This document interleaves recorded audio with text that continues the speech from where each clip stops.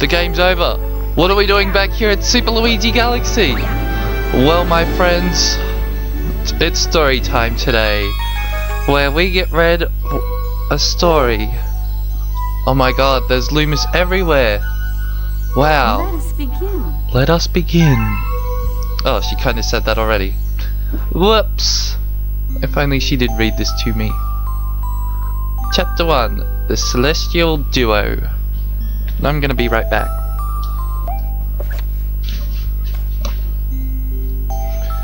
Our story begins a very, very long time ago with a young girl. One day, this girl spotted a rusted spaceship holding a small star child.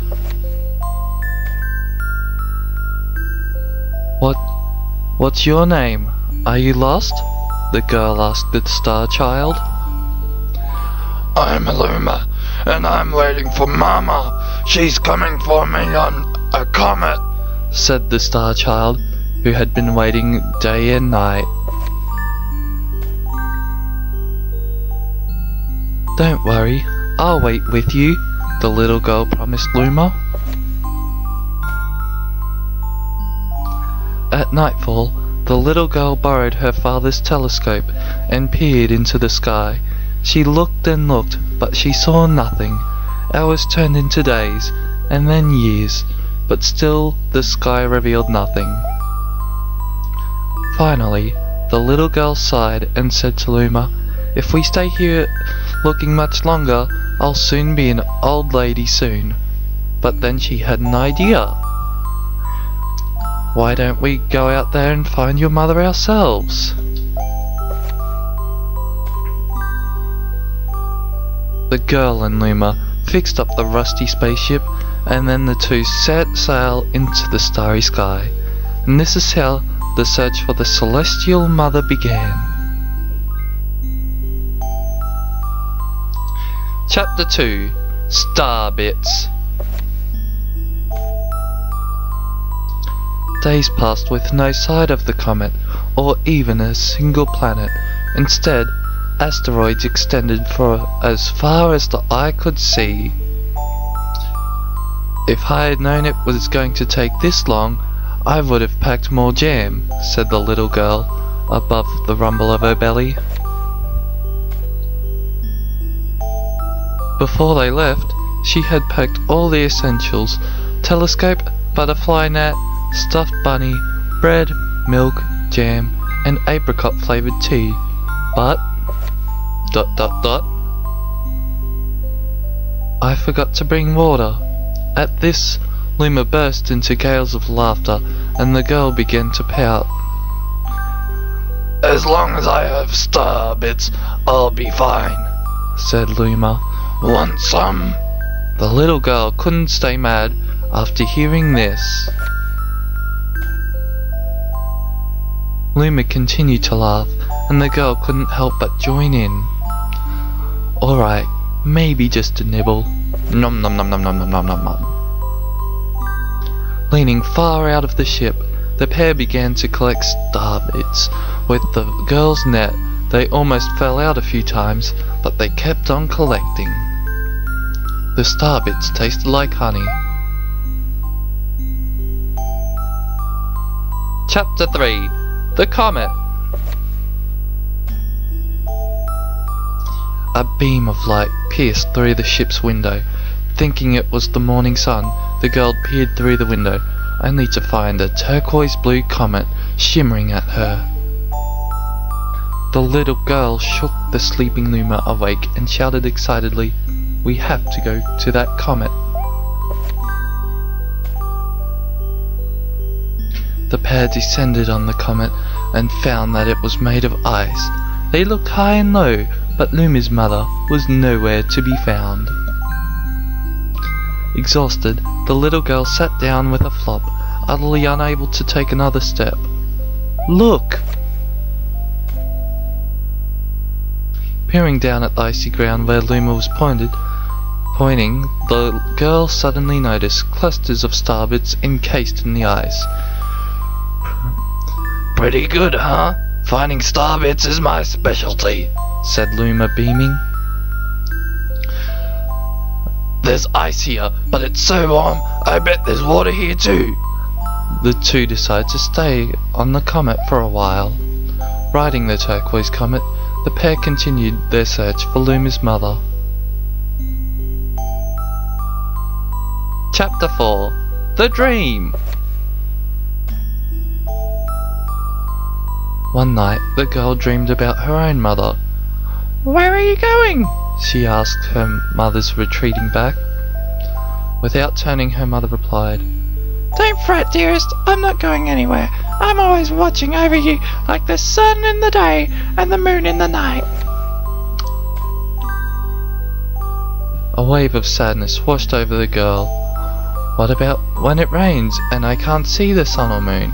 Her mother thought for a moment before responding.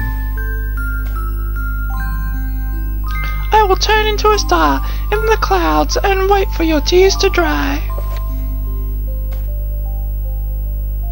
When she awoke, the girl's face was damp with tears. "You have star bits in your eyes." "Oh, you have star bits in your eyes," said Luma to the girl.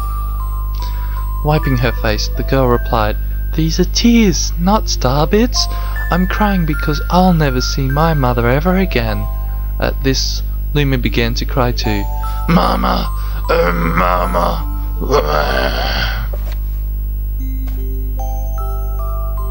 The pair travelled through the starry skies, and though they encountered many other comets, not one of them held Luma's mother. Luma was despondent. Now, Luma, the rain clouds won't go away if you keep crying," the girl said, giving Luma a squeeze. "I'll give you a present if you stop." The girl closed her eyes and said gently, "I'll take care of you." With these words, she felt a small spark in her heart. Chapter 5: Home. "The kitchen will go here, and the library will go over there," the girl said busily to herself. "We'll put the gate here." Ever since the girl took Luma under her care, she'd been bustling about at a feverish pace. It's a lot of work, but it's worth it to make it a happy home. It turned out that the star bits weren't the only thing buried in the ice. There were tools and furniture unlike any they had ever seen, and the girl used them to build a home. Looking at the completed house, Luma remarked, "Don't you think it's awfully big just for the two of us?" With a library, bedroom, kitchen, fountain, and gate, it was certainly spacious, but still something seemed to be missing. "If only my father, brother, and mother were here," the girl said wistfully. Indeed, the house was too large for its two small residents. That night, clutching her favorite stuffed bunny close to her, the girl fell asleep in the starship. Chapter 6: Friends. Then one day, while the girl sat sipping her tea, a tiny apricot-coloured planet appeared on the horizon. From the planet, another Luma of the same colour emerged. "Do you two know each other?" "Oh, do you two know each other?" the girl asked the two Lumas gleefully. Despite the girl's excitement, they seemed uneasy. The two Lumas neither drew closer nor backed away from each other. Instead, they just stared. Then one Luma broke the silence. "My mama." At once, the apricot Luma parroted back, "My mama, my mama, my mama, my mama." The two Lumas began to dance around the girl frantically, and neither showed any sign of stopping. The girl was so charmed by this adorable scene, she couldn't help but laugh. That's when something very strange happened. Suddenly, more Lumas began to pop out from the apricot planet. They were different colours, but they all shouted the same thing, "My mama! My mama!" The sight of all the shouting Lumas only made the girl laugh harder. What am I going to do with all these children? The Loomis just stared blankly as she doubled over laughing. I guess we'll have to name each and every one of you. Tomorrow, once she had finished naming them all, she would begin moving all the Loomis into the new house. Chapter 7. The Telescope. After seeing their 100th comet, a sudden thought popped into the girl's head. I wonder if my home planet is still as blue as it was. That's when she remembered her father's telescope.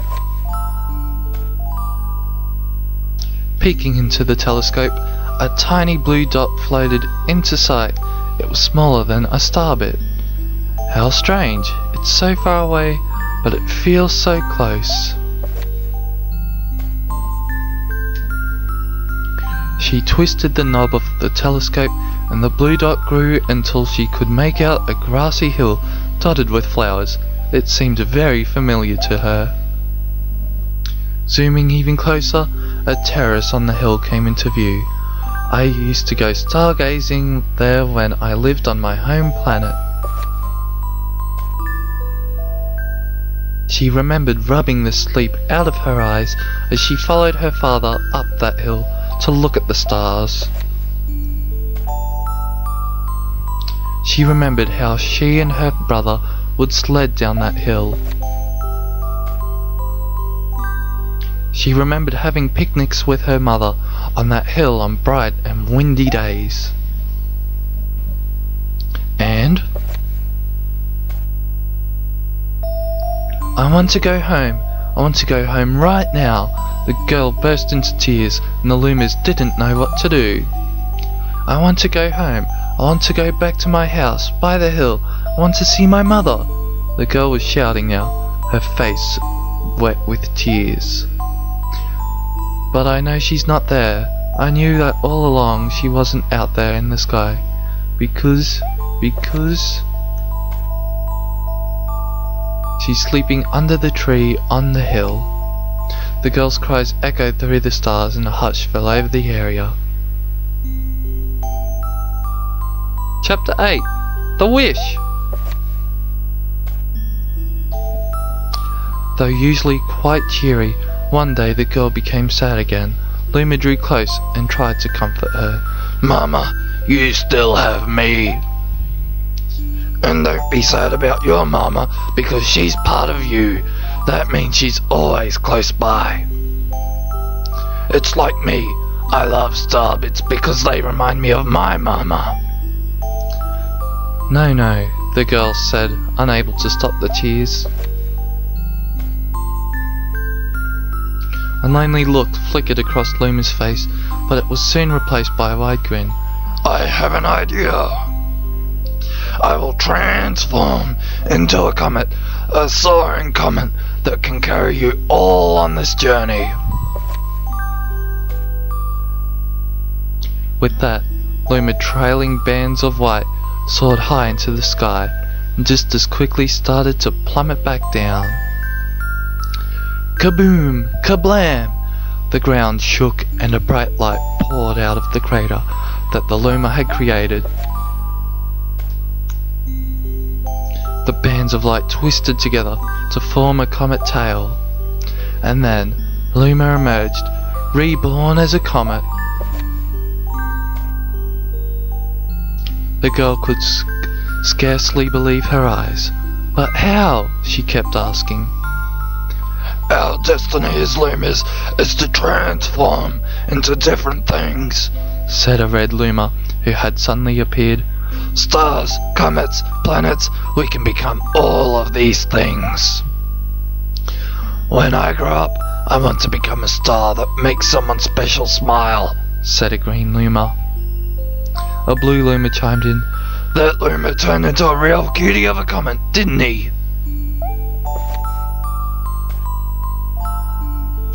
All of the Lumas together said, No more crying, Mama. Thank you, said the girl in a whisper, and she pulled the Lumas close and hugged them. From that day on, starbits no longer fell from the girl's eyes. The comet set forth for the girl's home planet, its long tail blazing proudly behind it. Final chapter. Family. With its many lumers and telescopes, the comet was quite a sight to behold. The girl and the lumers were proud to call it home. At a welcoming party for a new loomer, the girl gathered everyone in the kitchen and said in a louder voice than usual, "Alright everyone, let's make a cake sprinkled with star bits, then it will be a star cake." The loomers excitedly began to gather the ingredients. As she watched the loomers scurry about, the girl smiled and thought to herself, "This is my family now, and I will stay with them until they're ready to leave the nest. And when they do leave, I'll see them off with a smile, because that's what makes mother happiest." That night, when the girl lay down to sleep, a soft light enveloped her and reminded her of the blue planet she once called home. But it would be nice to return home once every 100 years to nap in my favorite sleeping nook. The comet carrying the loomers and the girl continues on its journey to this very day. With more family members in tow than can be counted, it's said that the comet visits the girl's home planet once every 100 years, its proud white tail glittering in the sky.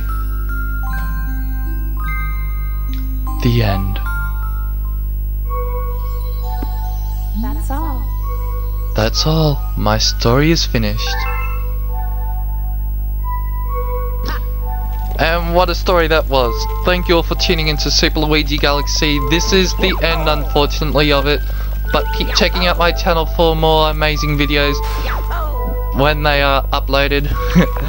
Oh no, I'm reading it again. No. I'm sorry guys. This is it. We're done. Thank you all for watching, and I'll catch you all laters.